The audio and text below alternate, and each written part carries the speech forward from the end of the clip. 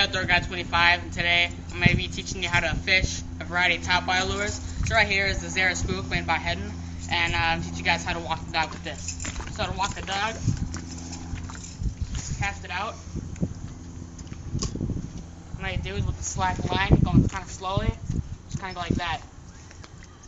And try a variety of speeds on each leg, because every leg kind of, every fish has its own personality and kind of, and the season.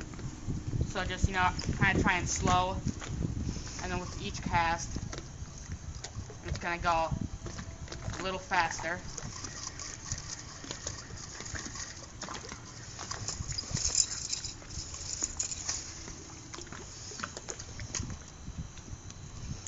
So a little faster this time. Kind of want to make sure it's with the slack line, because what the bait is doing is it's zigzagging like that across the water. It makes a lot of noise, and the fish are highly attracted to it. And this there spook can be fished for pike, bass. It's a multi-species lure, depending on the size. Alright, down guy 25.